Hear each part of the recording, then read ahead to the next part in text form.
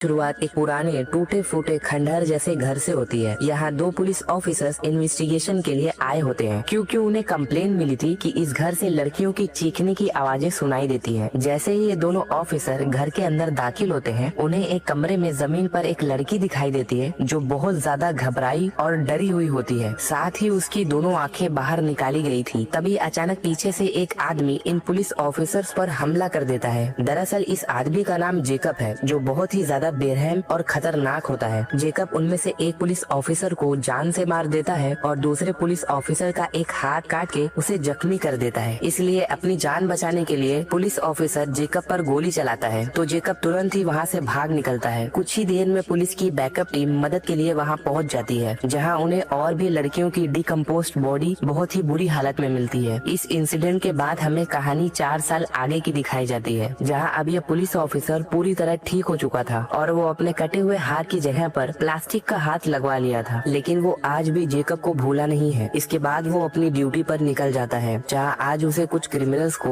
Blackwell नाम के hotel लेके जाने का टास्क मिलता है, क्योंकि कुछ साल पहले इस होटल के ऊपर के 2 फ्लोर में आग लग गई थी और अब इस होटल की साफ सफाई का काम जेल के कैदियों से करवाया जाना था। यहाँ 4 मेन क्रिमिनल्स और 4 फीमेल क्रिमिनल्स को लाया जाता है और इन पर नजर रखने के लिए एक फीमेल पुलिस ऑफिसर भी यहाँ मौजूद होती है। होटल के अंदर आते ही इन सब की मुलाकात एक बूढ़ी औरत से होती है, जो इन सभी क्रिमिनल्स का वेलकम करती है। साथ ही इस होटल की देखरेख का काम यही बूढ़ी औरत किया करती थी। वो इन लोगों को उनका काम समझाकर वहाँ से चली जाती है। इसके बाद सभी क्रिमिनल्स होटल की साफ सफाई करना शुरू कर देते हैं, लेकिन उन्हें ये बिल्कुल भी अंदाजा नहीं था कि उनकी मौत दीवारों के पीछे से छुपकर सही मौके का इंतजार कर रही है। वहीं दूसरी तरफ ये दोनों पुलिस ऑफिसर क्रिमिनल्स पर नजर रखने के बजाय आपस में प्यार भरी बातें कर रहे थे, तो मौके का फायदा उठाते हुए 2 फीमेल क्रिमिनल्स एमी और क्रिस्टीन इस होटल से भागने का प्लान बनाने लगती हैं। लेकिन पुलिस ऑफिसर ने मेन गेट पे ताला लगा कर रखा था और इन्हें यहाँ से बाहर निकलने का कोई और दूसरा रास्ता भी मालूम नहीं था। ऊपर से ये होटल बहुत ज्यादा बड़ी थी, लेकिन यहाँ मौजूद माइकल नाम के एक क्रिमिनल को साफ सफाई के दौरान इस होटल का मैप हाथ लग जाता है। वो अपने फ्रेंड विलियम के साथ मिलकर मैप को फॉलो करते हुए होटल से बाहर निकलने का रास्ता ढूंढने लगता है। कुछ ही देर बाद ये दोनों एक कमरे में आते हैं, जहाँ ये एक इंसान की सूखी हुई लाश को देखते हैं, जिसकी दोनों आंखें किसी ने पहले ही निकाल ली थी। विलियम माइकल से कहता है, इस बिल्डिंग में आग लगी थी ना, तो इस आदमी की बॉडी जली क्यों नहीं, और इसके कपड़े भी बिल्कुल ठीक ठाक हैं। फिर इन दोनों को समझ आ जाता है कि यहाँ कुछ तो गड़बड़ है। माइकल डरते हुए तुरंत यहाँ से भागकर होटल से बाहर निकलने का रास्ता ढूंढने लगता है। विलियम उसके पीछे आ ही रहा होता है, लेकिन तभी अचानक लिफ्ट का दरवाजा खुलता है और जेकब अपने हथियार से माइकल पर हमला करता है और चेन में लगा हुआ हुक सीधा जाके माइकल के पैर में फंस जाती है। इसके बाद वो माइकल को घसीटते हुए अपने साथ ले जाता है और ये सब होता हुआ विलियम अपनी आंखों से देख लेता है। लेकिन वो जेकब को देखकर इतना डर गया था कि उसने माइकल को बचाने का सोचा भी नहीं। वहीं दूसरी तरफ नीचे सभी क्रिमिनल बैठकर खाना खा रहे थे और इन्हें अभी तक ये खबर नहीं कि जेकब ने इनके एक साथी को जान से मार दिया है। इसी बीच खाने की स्मेल सूंघते हुए एक डॉग होटल के अंदर आ जाता है, लेकिन क्रिस्टीन ने वो रास्ता देख लिया था जिसके जरिए ये डॉग होटल के अंदर आया था। एमी और क्रिस्टीन दोनों के मन में यही ख्याल आता है कि रात के अंधेरे में वो दोनों इसी रास्ते से होते हुए यहाँ से बाहर निकल जाएंगी। फिर क्रिस्टीन वापस से पुलिस ऑफिसर के सामने सफाई करने का नाटक करने लगती है और वहीं एमी नहाने के लिए जाती है और हम एमी के बैग पर होली क्रॉस का टैटू बना हुआ देखते हैं। साथ ही उसे नहाते हुए एक क्रिमिनल छुपकर देख रहा था। एमी जब उसे यहाँ से जाने के लिए बोलती है तो वो उसके साथ जबरदस्ती करने की कोशिश करता है, लेकिन सही वक्त पर क्रिस्टीन यहाँ आकर एमी को बचा लेती है। रात में फीमेल ऑफिसर जब सभी क्रिमिनल्स को चेक करने के लिए लिफ्ट के जरिए ऊपर आने की कोशिश करती है तो लिफ्ट उसे अपने आप ही 8 फ्लोर पर ले जाने लगती है। ऊपर आते ही जेकब फीमेल ऑफिसर को पकड़कर उसका सर जोर से लिफ्ट की छत पर दे मारता है, जिससे एक ही बार में उसकी मौत हो जाती है। इसके बाद जेकब इनकी भी दोनों आंखें निकालकर अपने साथ ले जाता है। दरअसल जेकब को इंसानों की आंखें कलेक्ट करने का शौक था। वो उन सभी लोगों की आंखें अपने पास संभाल कर रखता था जिन लोगों को उसने मारा था। इस तरफ एमी और क्रिस्टीन चुपचाप उसी रास्ते होटल से भागने के लिए जाती है जिस रास्ते वो डॉग पहले होटल के अंदर आया था। लेकिन अचानक जेकब किसी सीक्रेट रास्ते से इनके कमरे में आ जाता है और वो इस बार भी अपने चैन में लगे हुए हुक को एमी की तरफ फेंकता है, जो सीधा उसके कंधे में जाकर फंस जाती है। जेकब एमी को भी घसीटते हुए अपने साथ ले जाने लगता है। एमी की चीखें सुनकर पुलिस ऑफिसर और क्रिस्टीन यहाँ पर आ जाते हैं, लेकिन तब तक जेकब एमी को अपने साथ ले जा चुका था। ऑफिसर बूढ़ी औरत से ये रास्ता किधर जाता है इसके बारे में पूछता है, तो वो उसे बताती है ये रास्ता ऊपर 9th फ्लोर पर जाती है। ऑफिसर बूढ़ी औरत को अपना फोन देता है और बाकी पुलिस ऑफिसर्स को यहाँ मदद के लिए बुलाने के लिए बोलता है, लेकिन यही उसकी सबसे बड़ी गलती थी, जिसके बारे में हमें आगे कहानी में पता चलेगा। फिर वो क्रिस्टीन के साथ एमी को बचाने के लिए 9th फ्लोर पर जाने लगता है। वहीं दूसरी तरफ बाकी क्रिमिनल्स रात में सोने के बजाय होटल को एक्सप्लोर कर रहे होते हैं, बिना ये जाने कि यहाँ क्या चल रहा है। वहीं 9th फ्लोर पर विलियम अभी भी जेकब से अपनी जान बचाने के लिए इधर उधर छुप रहा था, लेकिन फिर वो क्रिस्टीन और पुलिस ऑफिसर से मिल जाता है। विलियम ऑफिसर को सारी बातें बताता है कि किस तरह जेकब ने माइकल की जान ले ली थी। साथ ही वो ऑफिसर को ये भी बताता है कि जेकब दिखने में कैसा लगता था। ये सुनकर ऑफिसर समझ जाता है कि ये आदमी और कोई नहीं बल्कि वही आदमी है जिसके सर में कुछ साल पहले उसने गोली मारी थी। फिर ये तीनों मिलकर जेकब को मारने के लिए आगे बढ़ते हैं, लेकिन जेकब इस बार ऊपर वाले फ्लोर से अपना हुक पुलिस ऑफिसर के गले में फंसाकर उसकी जान ले लेता है। अपनी आंखों से ये भयानक नजारा देखकर विलियम और क्रिस्टीन बहुत डर जाते हैं, लेकिन फिर भी क्रिस्टीन हिम्मत दिखाते हुए ऑफिसर की गन अपने साथ रख लेती है। इधर वो बाकी चारों क्रिमिनल्स होटल को एक्सप्लोर करते हुए एक काफी आलीशान कमरे में पहुंच जाते हैं। ये लोग यहाँ स्मोकिंग करते हैं और साथ में इंटीमेट भी होते हैं। दूसरी तरफ से जेकब भी ये सब कुछ देख रहा होता है। साथ ही हम ये भी देखते हैं कि उसने अभी तक एमी को नहीं मारा था। जेकब एमी को उठाकर एक पिंजरे में लाकर बंद कर देता है। इस कमरे के अंदर पहले से ही काफी सारे लोगों की डेड बॉडीज जमीन पर बिखरी हुई थी। ये देखकर एमी बहुत ज्यादा डर जाती है, लेकिन तभी एमी की नजर माइकल पे पड़ती है, जिसे जेकब ने बांध कर रखा था और वो अभी भी जिंदा था। एमी माइकल को जगाती है तो उसकी आवाज सुनकर जेकब यहाँ आ जाता है। पहले वो एमी को बहुत देर तक ध्यान से देखता है, इसके बाद वो माइकल के पास जाकर उसकी दोनों आंखें बाहर निकाल देता है और दर्द की वजह से माइकल की मौत हो जाती है। फिर जेकब एमी को पिंजरे से बाहर निकालकर उसे घसीटते हुए बाथरूम में लेकर जाता है। फिर वो एमी के पीठ पर बने हुए होली क्रॉस टैटू को बहुत ध्यान से देखता है। फिर हमें जेकब का पास्ट दिखाया जाता है, जहाँ हम देखते हैं जेकब को उसकी मदर पिंजरे में बंद करके रखती थी और उसे काफी टॉर्चर किया करती थी। वो जेकब को बचपन से यही सिखाती आ रही थी कि पूरी दुनिया की औरतें बुरी हैं, जो गॉड के बताए हुए रास्ते पर नहीं चलती हैं। इसलिए जेकब बचपन से ही अपनी मॉम को छोड़कर सभी लोगों को बुरा समझता था, और क्योंकि एमी के बैग पर क्रॉस का टैटू बना हुआ था, इसलिए वो एमी को नहीं मारता। इसी बीच जेकब को एक बेल की आवाज सुनाई देती है, जो उसी कमरे से आ रही थी जहाँ ये दो क्रिमिनल अपनी अलग ही फिल्म बनाने में लगे हुए थे। असल में जेकब ने ऐसे कई सारे ट्रैप्स पूरे होटल में लगाए हुए थे, जिससे उसे ये पता चल जाता है कि कौन से कमरे में लोग मौजूद हैं। जेकब गुस्से में तुरंत ही उन्हें मारने के लिए वहाँ आता है, लेकिन ये दोनों यहाँ से भागकर एक दूसरे कमरे में जाकर छुप जाते हैं। और अब क्योंकि इन लोगों ने भी जेकब को देख लिया था, जिसकी वजह से ये बहुत ज्यादा डर जाते हैं। फिर ये लड़का इस कमरे से बाहर निकलने के लिए कोई तरीका ढूंढने लगा, तो उसे यहाँ पर एक वाटर पाइप मिलती है। तो वो पहले इस लड़की को पाइप के सहारे धीरे धीरे नीचे होटल के लॉबी में उतारने लगता है, लेकिन कुछ ही पलों बाद ये लड़की बीच में ही रुक जाती है, क्योंकि जेकब ने उस लड़के को मार दिया था और वो इस लड़की को दोबारा ऊपर खींचने लगता है। थोड़ा ऊपर लाने के बाद जेकब इस लड़की की पाइप को छोड़ देता है, जिससे वो सीधा नीचे गिर जाती है और उसका एक हाथ बुरी तरह टूट जाता है। इसके हाथ से बहता हुआ खून की स्मेल को सूंघकर काफी सारे जंगली डॉग उसके पास आकर इस लड़की को नोच नोच कर खा जाते हैं। जेकब ऊपर से ये सब कुछ देखकर बहुत इंजॉय करता है। फिर इस लड़के की भी दोनों आंखें निकाल कर बाकी बचे हुए लोगों को मारने उनके पास जाता है। वो इनके ऊपर अपनी कुल्हाड़ी से हमला करता है, लेकिन माइक नाम का ये क्रिमिनल जेकब का मुकाबला करता है और वो अपनी दोस्त को लेकर एक कमरे में जाकर छुप जाता है। इधर जेकब बहुत ही गुस्से में उन्हें हर एक कमरे में ढूंढ रहा था, तभी उसे एक कमरे से फोन की रिंग सुनाई देती है, जो कि उसी लड़की की फोन से आ रही थी। फिर वो उस लड़की को ढूंढ लेता है जो अलमारी के अंदर छुपी हुई थी। जेकब जबरदस्ती फोन को इस लड़की के मुंह के अंदर डाल देता है और फोन इस बेचारी के गले में जाकर अटक जाती है और दम घुटने की वजह से इसकी भी मौत हो जाती है। फिर जेकब इस लड़की की भी लाश को घसीटते हुए अपने साथ ले जाता है। माइक छुपकर ये सब कुछ देख रहा था, लेकिन डर के मारे वो अपनी दोस्त को बचा नहीं सका। अब इस पूरे होटल में सिर्फ 4 लोग ही जिंदा बचे थे, बाकी सभी लोगों को जेकब ने जान से मार दिया था। माइक भी बाकी बचे हुए लोगों से मिल जाता है। फिर ये सभी लोग मिलकर यहाँ से बाहर निकलने का रास्ता ढूंढने लगते हैं, लेकिन क्योंकि जेकब ने पूरे होटल में चारों तरफ ट्रैप्स लगाए हुए थे, इसलिए उसे ये हर बार पता चल जाता है कि बाकी जिंदा बचे हुए लोग अभी कहाँ पर हैं। जेकब दीवारों को तोड़ते हुए यहाँ आ जाता है और वो माइक को उठाकर दूर फेंकता है, जिससे माइक बुरी तरह जख्मी होकर जमीन पर बेहोश हो जाता है। लेकिन क्रिस्टीन और विलियम भागकर लिफ्ट के अंदर छुप जाते हैं, लेकिन जेकब लिफ्ट को खराब कर देता है और कुल्हाड़ी से मार मार कर गेट को तोड़ने लगता है। अपनी जान बचाने के लिए विलियम लिफ्ट के ऊपर चढ़ जाता है और सही समय पर वो क्रिस्टीन का भी हाथ पकड़कर उसे ऊपर खींच लेता है। फिर ये लोग भागते भागते उसी कमरे के अंदर आ जाते हैं, जहाँ पर जेकब ने सभी लोगों की आंखें केमिकल वाले जार में संभाल कर रखा था। साथ ही इस पूरे कमरे की दीवारों पर पैसे चिपके हुए थे। तभी इन्हें एमी की चीखें सुनाई देती हैं। फिर क्रिस्टीन और विलियम एमी को पिंजरे से बाहर निकालने ही वाले होते हैं, लेकिन जेकब को आते हुए देखकर वो दोनों इसी कमरे में छुप जाते हैं। जेकब एमी के पास आकर वापस से उसे बुरी तरह घूरने लगता है। साथ ही वो एमी को देखकर अपनी गन को भी रिलोड करने लगता है। एनीवेज, एमी को बचाने के लिए विलियम जेकब का ध्यान भटकाता है उसके सारे जार्स को तोड़कर, जिसके अंदर उसने इंसानों की आंखें संभाल कर रखी थी। जेकब जब अपने जार्स को टूटा हुआ देखता है तो उसे बहुत गुस्सा आता है, इसलिए वो विलियम को उसी फर्नीचर के पीछे दबाकर जान से मार देता है जिसके पीछे विलियम छुपा हुआ था। इस तरफ वो बूढ़ी औरत जेकब के कमरे में आती है। एमी इस बूढ़ी औरत को देखकर बहुत खुश होती है क्योंकि एमी को लगता था कि ये उसकी जान बचाने यहाँ पर आई है। लेकिन हमें यहाँ पर मूवी का सबसे बड़ा ट्विस्ट पता चलता है। असल में ये बूढ़ी औरत जेकब की असली मदर थी और उसी ने ही पुलिस ऑफिसर से बदला लेने के लिए ये प्लान बनाया था, क्योंकि उस ऑफिसर ने आज से 4 साल पहले जेकब के सर में गोली मारी थी। ये सुनकर एमी बोलती है कि इन सब में हमारी क्या गलती थी। तो ये बूढ़ी औरत बोलती है, तुम सबकी किस्मत खराब थी जो तुम सभी हमारे इस नर्क में आके फंस गए। फिर वो जेकब के ऊपर गुस्सा करने लगती है, इसलिए क्योंकि उसने अभी तक एमी को जिंदा रखा था। वो जेकब को एमी को मारने के लिए बोलती है, लेकिन जेकब ऐसा करने से मना कर देता है क्योंकि उसे अब एमी अच्छी लगने लगी थी। लेकिन फिर भी उसकी मदर जेकब को एमी को मारने के लिए फोर्स करने लगती है, जिससे गुस्से में आकर जेकब अपनी ही मदर को उठाकर अपने से दूर फेंकता है और दीवार पर लगा हुआ कील उसकी मदर के सर के अंदर घुस जाती है और ये भी बुरी तरह मारी जाती है। अपनी मदर को मारने के बाद जेकब मानो जैसे पागल सा हो गया। वो तुरंत एमी को पिंजरे से बाहर निकालकर अपने साथ कहीं ले जाने लगता है। क्रिस्टीन भी, जो कि इतनी देर से ये सब कुछ छुपकर देख रही थी, वो जेकब का पीछा करती है ताकि वो एमी की जान बचा सके। फिर वो एक कमरे में आती है जहाँ जेकब एमी को अपने गोद में लेकर बैठा हुआ था। क्रिस्टीन जेकब के सर पे गन पॉइंट करके उसे एमी को छोड़ देने को बोलती है, लेकिन जेकब इस समय अपने होश में ही नहीं था। वो अपने ख्यालों में कहीं खोया हुआ था, इसलिए क्रिस्टीन एमी को छुड़ाने के लिए जेकब के करीब आती है। तभी अचानक जेकब अपने होश में आ जाता है और वो इन दोनों लड़कियों को पकड़कर उनका गला घोंटकर इन्हें मारने की कोशिश करता है। लेकिन तभी पीछे से आकर माइक ने जेकब पर हमला कर दिया और मौके का फायदा उठाकर ये दोनों लड़कियां यहाँ से भाग जाती हैं। फिर माइक भी लोहे की रॉड से जेकब के सर पे मारकर वहाँ से भाग जाता है। इधर जेकब के सर में बहुत ज्यादा दर्द होने लगता है, लेकिन वो फिर भी इनका पीछा नहीं छोड़ता। वो उन्हें ढूंढते हुए एक कमरे में आता है जहाँ ये तीनों साथ मिलकर जेकब पर हमला करते हैं और उसे धक्का देकर विंडो से नीचे फेंक देते हैं। क्रिस्टीन ये चेक करने के लिए विंडो से बाहर झांकती है कि जेकब नीचे गिरा या नहीं, लेकिन तभी जेकब क्रिस्टीन का हाथ पकड़कर ऊपर आने की कोशिश करता है। वो अभी तक विंडो की कॉर्नर को पकड़कर लटका हुआ था। माइक जेकब के हाथों पर मार मार कर क्रिस्टीन का हाथ छुटा लेता है। फिर क्रिस्टीन वही लोहे की रॉड का इस्तेमाल करके जेकब की आंखों में घुसा देती है और वो 9th फ्लोर से सीधा नीचे गिरने लगता है। जेकब इतनी जोर से नीचे गिरता है कि उसका दिल धड़कना बंद कर देता है और पूरी बॉडी में लोहे की छोटी छोटी कीलें घुस जाती हैं, जिससे जेकब की मौत हो जाती है। फिर ये तीनों क्रिमिनल जख्मी हालत में होटल से बाहर निकल जाते हैं, पर इन्हें अपने बाकी मरे हुए साथियों के लिए बहुत बुरा भी लग रहा था। और इसी के साथ इस मूवी का फर्स्ट पार्ट खत्म हो जाता है। अगर आप लोगों को इस मूवी का सेकंड पार्ट की भी एक्सप्लेनेशन देखनी है तो कमेंट में बता दीजिएगा। साथ ही इस वीडियो को लाइक और चैनल को सब्सक्राइब जरूर कीजिएगा। मैं मिलता हूँ आपसे अगली वीडियो में।